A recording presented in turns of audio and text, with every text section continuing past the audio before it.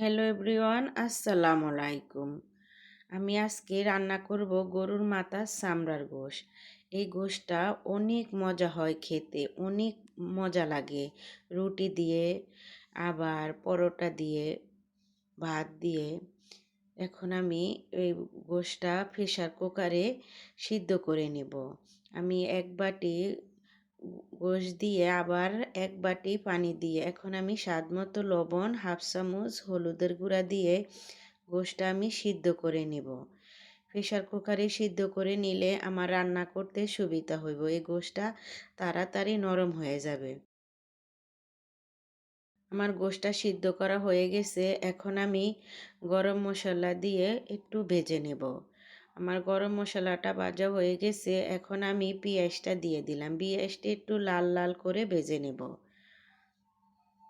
এখন আমি 2 টেবিল চামচ আদা রসুন বাটা দিয়ে একটু ভেজে নেব। আপনি মশলা যত কষাবেন আপনার তরকারির স্বাদ অতই ভালো হয়। আমি এখন দিয়ে দিব স্বাদ মতো লবণ, 2 টেবিল চামচ মরিচের গুঁড়া, 1.5 টেবিল চামচ গরম মশলার গুঁড়া, হাফ চামচ দিয়ে দিলাম ধনিয়ার গুঁড়া, হাফ চামচ হলুদের গুঁড়া দিয়ে একটু পানি দিয়ে আমি ভালো করে কষিয়ে নিব।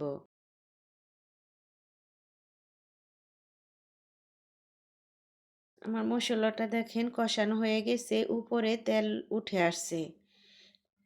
এখন আমি সিদ্ধ করে রাখা সে মাথার চামড়ার গোশটা দিয়ে দেব। এখন আমি ভালো করে কষিয়ে কষিয়ে রান্না করব।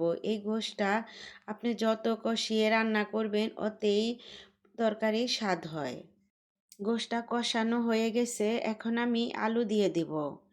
এই গোশের সাথে আলু দিলে আমার কাছে অনেক ভালো লাগে। আপনার কাছে ভালো না লাগলে এটা স্কিপ করে যাবেন। আমি এই গোশটা আলু দিয়ে রান্না করলে পরোটা দিয়ে খেতে আমার কাছে অনেক ভালো লাগে, ভাত দিয়ে খেতে ভালো লাগে। আমার গোশটা কষানো হয়ে গেছে, আমি পরিমাণ মতো গরম পানি দিয়ে দিলাম। গরম পানি দিয়ে আমি ঢাকনা দিয়ে ভালো করে রান্না করে নেব। দেখেন আমার রান্নাটা হয়ে গেছে। আপনারা সবাই ভালো থাকেন।